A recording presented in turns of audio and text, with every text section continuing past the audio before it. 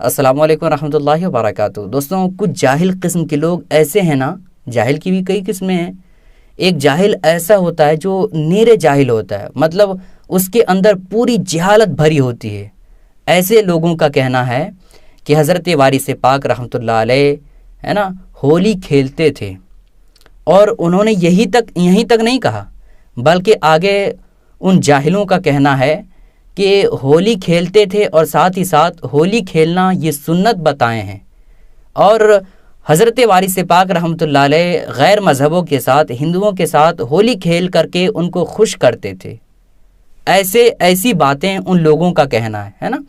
تو ان باتوں کی حقیقت کیا ہے؟ کیا واقعی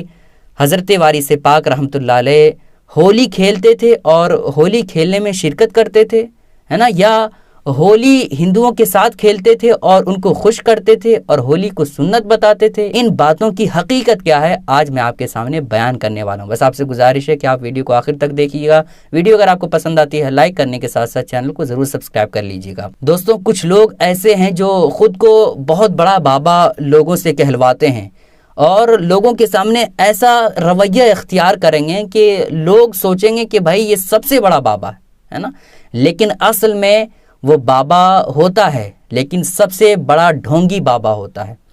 ایسے لوگوں کے بارے میں کیا کہا جائے اور پھر کیا امید کی جائے جو حضرت وارث پاک رحمۃ اللہ علیہ کے بارے میں اس طرح کی باتیں کرتے ہو؟ بتائیے، جب میں نے پہلی دفعہ یہ باتیں میرے کانوں تک یہ بات پہنچی تو میرا تو پورا وجود کانپنے لگا کہ بھائی یہ سب کیا باتیں ہو رہی ہیں۔ کچھ ڈھونگی بابا کا کہنا ہے جو پورے طور پر جاہل ہیں، ہے نا، وہ کہتے ہیں کہ حضرت وارث پاک رحمۃ اللہ علیہ ہولی کھیلتے تھے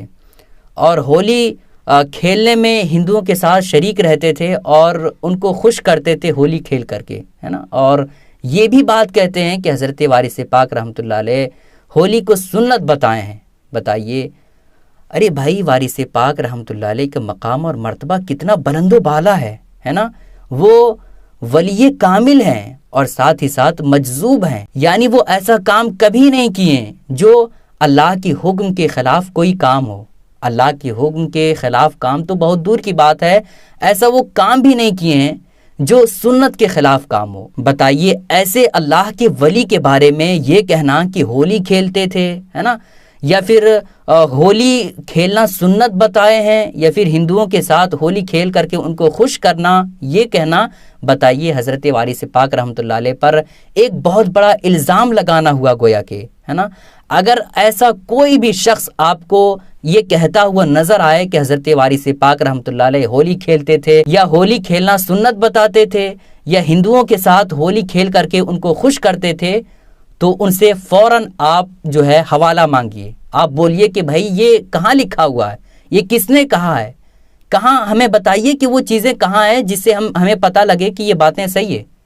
اور ان کو حوالہ مانگیے اور اپنے طور پر جو بھی ہو سکے وہ ان پر کارروائی کیجیے،